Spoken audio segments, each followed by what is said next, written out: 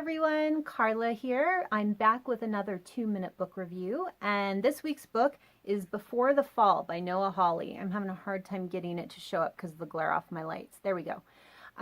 This one was on the must-read list from last summer, psychological thriller. It has been on my TBR for a long time, so I checked it out before I went on vacation because it seemed like a good thing to read on a transcontinental flight. And I will tell you that for that purpose, it did hold my attention.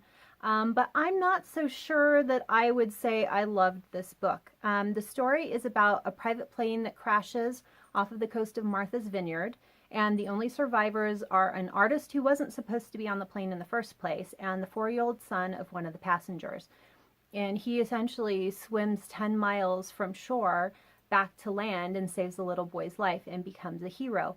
And the story is kind of about the NTSB investigation that happens after that, all of the media frenzy, and the whodunit of who actually brought down this plane. So it had a lot of potential at the beginning.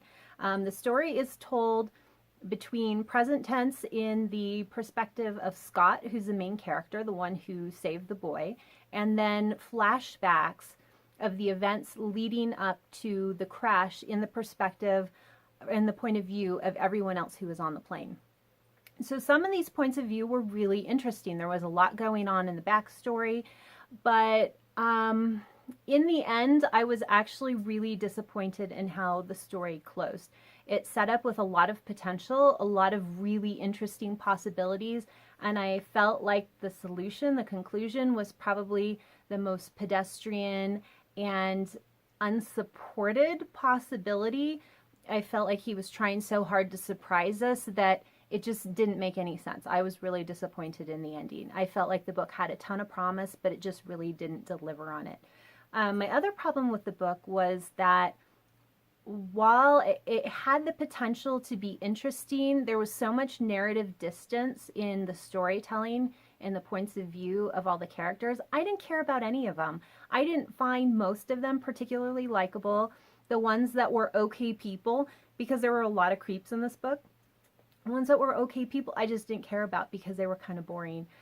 So this one's barely edging up to a 3-star for me, and I only give it that much because it did hold my interest. I did want to read to the end and find out what happened, but I didn't feel satisfied when I finished it. So I'm not going to recommend this one. If you love psychological thrillers and you just need another one to read, maybe you'll enjoy it. But if this is outside your normal genre or comfort zone, I think there's books that do the same thing better. The Flight Attendant by Chris Bajalian comes to mind, one of my recommended books from last year. There's a lot of other ones that you could read instead of this one. So that said, this is Before the Fall. Let's see if I can get that again. Before the Fall by Noah Hawley. Until next time, happy reading.